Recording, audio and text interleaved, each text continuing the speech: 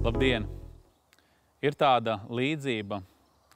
3 cilvēki nonāca ellē. Un viens no viņiem sāka sevi tiesāt un teica, ka es tikai maskējos ar reliģiju, sakot, ka esmu kristīts, esmu iesvētīts. Un īstenībā es nedzīvoju Dievam un Dievs nedzīvoja manā sirdī. Otrais teica, ka es biju tāds cilvēks, kurš zināja, ka Dievs ir, un es ticēju, ka viņš ir, bet es nekad viņam neusticējos. Es viņu nelūdzu, es nelasīju viņu vārdu. Bet trešais cilvēks, viņš bija mācīts, ka jāpasludina ticībā. Un to, ko tu pasludini ticībā, tu tici tam, ka tas tā ir. Un viņš, esot tur ellē, viņš pacēla roku un saka, bet es ticu, ka es esmu paradīzē. Un mazliet komiski skan, bet bieži vien tas var notikt arī mūsu dzīvē. Ja mēs nepieņemam patiesīgi, ko Dievs šodien saka savā vārdā. Es esmu saticis tādus cilvēkus, un pat nesen pirms Jāņiem. Es satiku cilvēku, kurš knapi uz kājām stāv, un es viņam liecināju par Kristu, ka viņam jānāk pie Jēzus. Viņš saka, es esmu ar Dievu. Viņam cigarešu paciņa kabatā, knapi uz kājām. Viņš saka, esmu ticīgs, viss man ir kārtībā. Es viņam saku, nu nav viss kārtībā.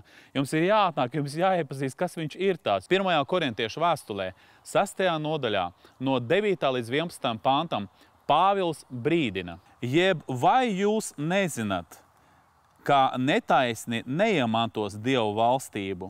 Nepievilieties, neapmāniet, citiem vārdiem sakot.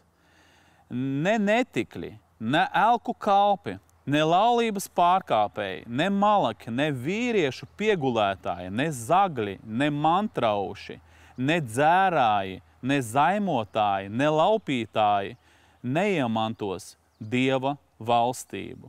Un daži no jums bija tādi, bet jūs esat nomazgāti, jūs esat svēti kļuvuši, jūs esat taisnoti Kunga Jēzus Kristus vārdā un mūsu Dieva garā. Mans mīļais kungs, es gribu pateikties tev, ka tu esi tas, kurš negribi, lai mēs nonākam ellē neviens. Tu esi miris un tu esi augšām cēlies, lai cilvēki būtu pestīti. Tu esi samaksājis par visiem. Un tāpēc šodien es tev lūdzu, mans mīļais Dievs, lai tie grēki, lai tas ļaunums, tās atkarības, kas ir dzīvē, Dievs, kuras attur mūs no tavas žēlstības, Dievs, es tev lūdzu, lai tas būtu viss izmaists svētā gara spēkā no mūsu sirdīm, no mūsu dzīvēm, no mūsu prāta. Es tev lūdzu, dzīvais Dievs, lai mēs garā iesākuši, mēs nebeigtu miesā, lai mēs garā dzīvojam, lai mēs uzvaram visas miesas kaislības un miesas darbus ar tava gara spēku. Es pateicos tev arī šai dienā, Dievs, es tev lūdzu, lai notiek pārmaiņas šā cilvēka dzīvē, runā uz viņa sirdi, Dievs, mans māci un pārveido viņu savā līdzībā. Es pateicos tev, Jēzus vārdā. Āmen. Dieva svētība tev, lai tev viss izdodās. Visu labu!